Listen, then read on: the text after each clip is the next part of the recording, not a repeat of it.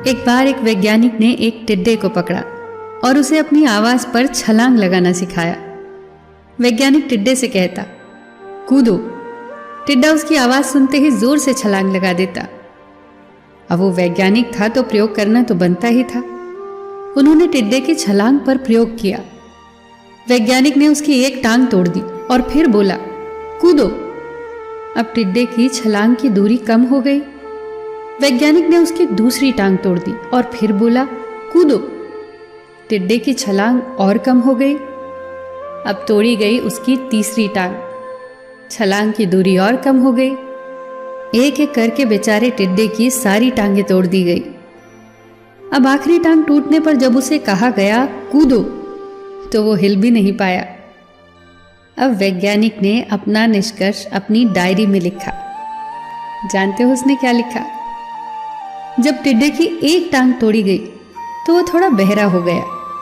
जब उसकी दूसरी टांग तोड़ी गई तो वो और बहरा हो गया। हर टांग टूटने के साथ वो और बहरा होता गया और सारी टांग टूटने के बाद वो बिल्कुल बहरा हो गया। जोर जोर से चिल्लाने का भी उस पर कोई असर नहीं हुआ। वो तो अपनी जगह से हिला तक नहीं। छलांग लगाना तो दूर की बात थी। इस कहानी को सुनकर सभी को ऐसा ही लग रहा है ना कि क्या मूर्ख वैज्ञानिक था। इतनी सीधी सी बात उसे समझ नहीं आई। क्या कुछ लोग ये भी सोच रहे होंगे कि ये तो किसी बच्चे को भी पता है कि टिड्डे की छलांग उसकी टांग टूटने की वजह से कम होती जा रही थी, ना कि वो बहरा हो गया था।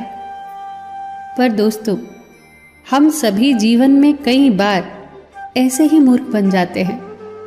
कई बार जीवन में दो घटनाएं एक साथ ऐसे घटती हैं कि उनका एक दूसरे से कोई संबंध होता ही नहीं, फिर भी ऐसा लगता है कि गहरा संबंध है।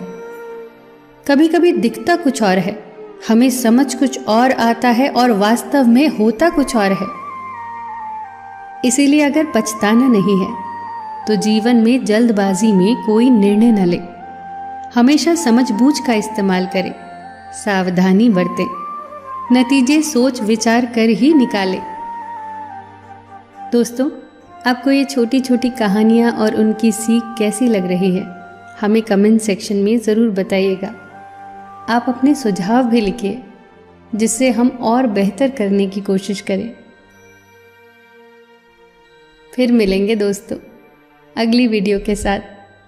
तब तक के लिए अपना ख्याल रखना और हमेशा मुस्कुराते रहना।